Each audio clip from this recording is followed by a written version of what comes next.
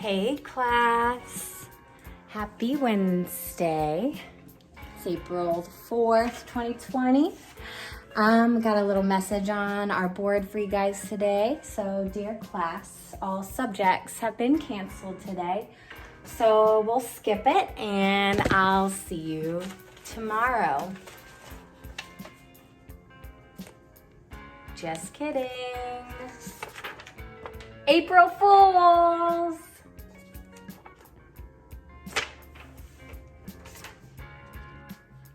Alrighty guys, so we're going to be reading a book today called Stargazers by Gail Gibbons.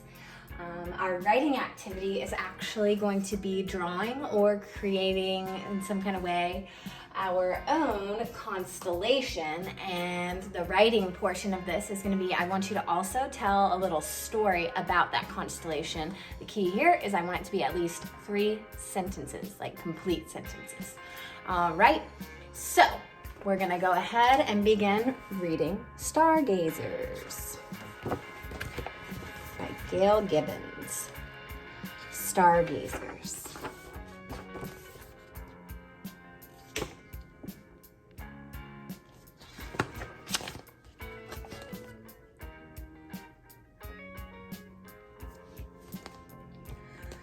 Not long after the sun sets, the sky becomes darker and darker.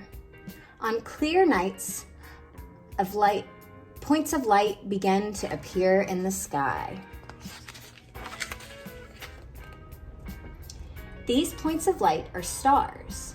Stars give off heat and light because of their hot gases, which make the stars shine. Stargazers are people who watch the night sky.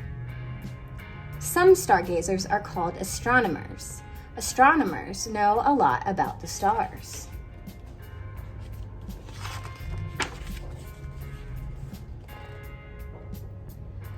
Some stars are bigger, some are smaller. Most stars are very large. The sun is a yellow star. It is over 1 million times larger than our planet Earth. All the other stars in the night sky look tiny because they are so much farther away.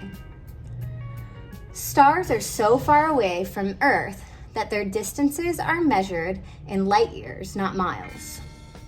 The sun is 8 light minutes from us. The next star is 4 light years away. Some stars are billions of light years away.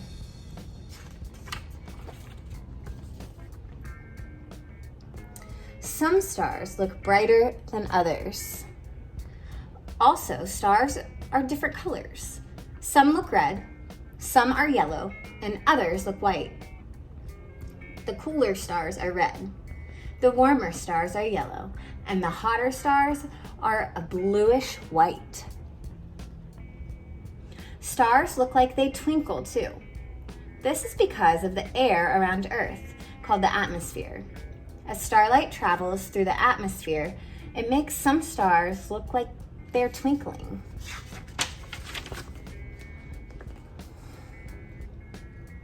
During the night, the stars move across the sky from east to west. This is because the planet Earth turns slowly from west to east. The stars rise and set just like the sun does. During the year, stargazers see different stars in the night. There are stars in the sky during the day, too. They can't be seen because of the bright sunlight.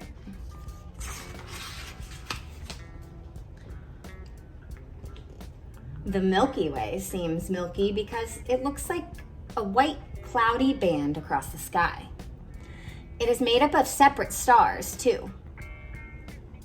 Too many to count. They blend together because they are very dim and are very, very far away. And a galaxy is made up of billions of stars. Our planet Earth is part of the Milky Way galaxy.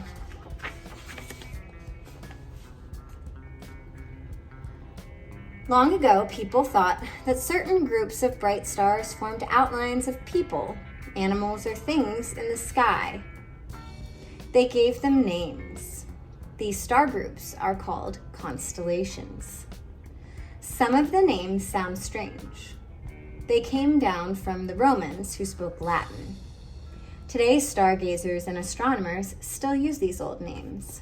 So see, a constellation is a group of bright stars. There's some more over here. The Big Dipper is a pattern of stars in the constellation of Ursa Major, or the Great Bear. Nearby is the Little Dipper. The star at the end of the Little Dipper's handle is the North Star. The North Star has been used to guide people on their journeys for hundreds of years.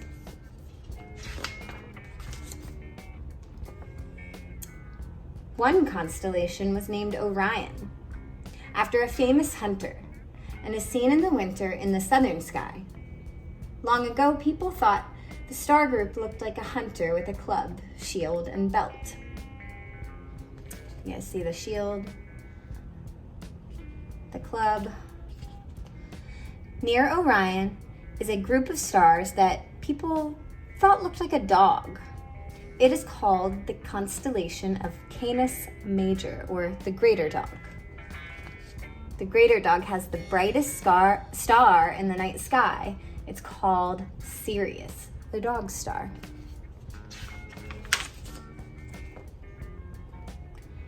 There are 88 constellations. Some of them are seen at different times of the year. Stargazers and astronomers can locate the stars and constellations in the sky by looking at star charts. Star charts are maps of the sky. Sometimes it may take time and patience to find a special star or constellation.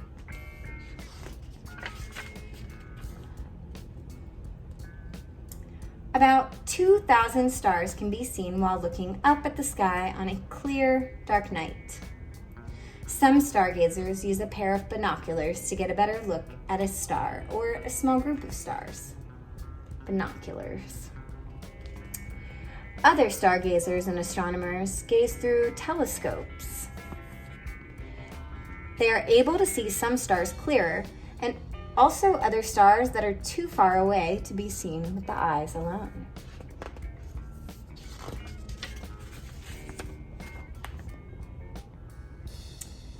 So there's two telescopes here in these pictures. We have a refracting telescope and a reflecting telescope. A refracting telescope lets a person look directly at the stars. A reflecting telescope lets a person look at a reflection of stars or a star by using two mirrors. So the difference is a reflection and the other is looking directly at it.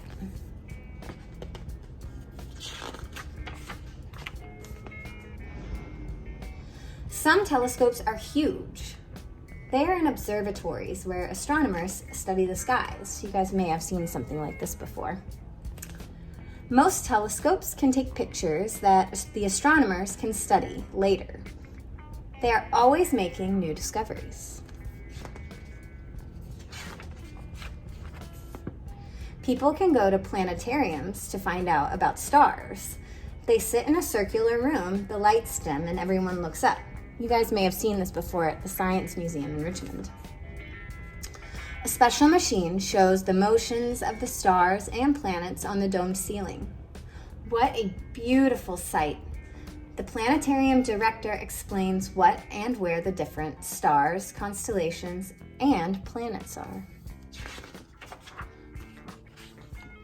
At night, the sky sparkles with thousands of stars. The more you study the stars and constellations, the more you will learn. It's fun to be a stargazer. And we have people throughout time, from early times all the way up to today. Stars, stars, and stars, the different kinds of stars here.